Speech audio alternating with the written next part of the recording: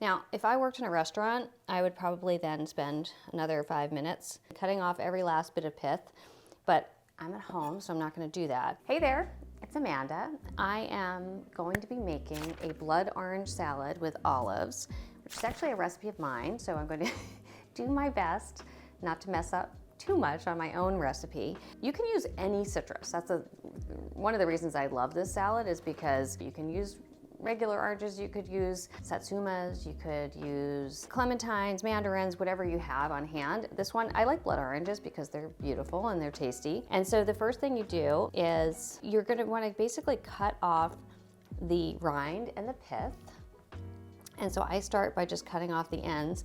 And it's best to just be conservative with your first slice because you don't know how thick the pith is, and you don't want to go too deep and then lose some of the juicy bits. This is definitely a moment when you want to have sharp knives. So if your knives are dull, give them a little sharpen before you get started. I'm using what's called a Shun cutlery master utility knife, which is this nice kind of medium size.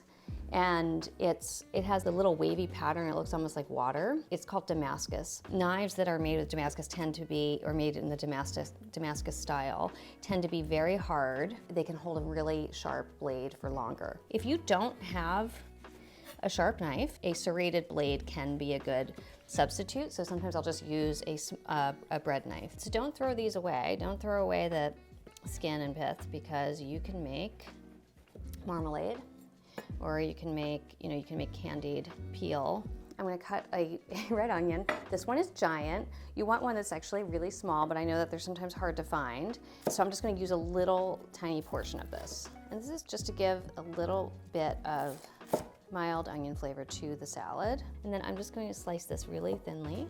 I am always just looking for like a sprinkling of onion on the top of the salad. So just keep that in mind. You just want like a little handful that you can sprinkle over top.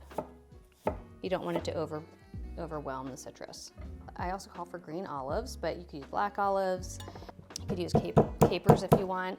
And what I do is I just smash using the side of a knife, then just pull the flesh off of the pit.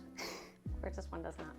This one's like, I'm not coming off of the pit. And then I just pull it into pieces. You could slice them and make them look all nice and neat, but I like it to have a little bit of a rustic quality. And then also, if you don't want to add any olives, you could also do pistachios on this salad. So we got all of our stuff laid out. Next, I'm going to slice the oranges, and you want to slice them about 1/8 of an inch thick. You can see how they kind of start folding down on themselves. That's a good sign. If you did 1/4 inch thick, they wouldn't do that. Oh, that's a pretty one. What I like about a blood orange is you never know what it's going to look like inside.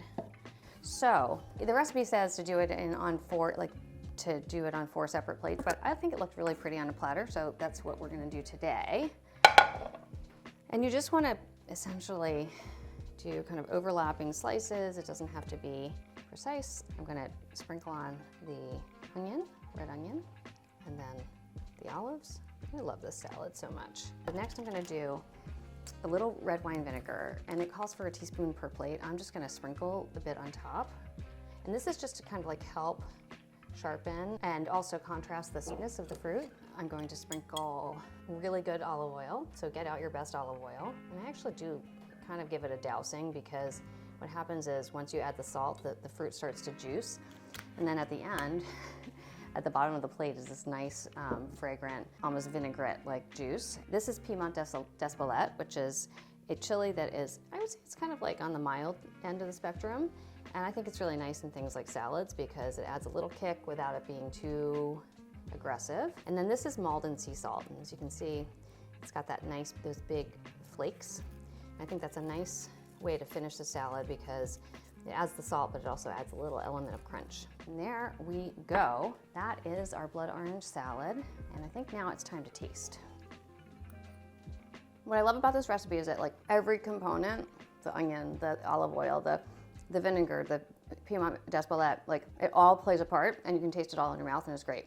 And as you can see, it comes together super easily. I hope you'll give it a try, and I'll see you soon.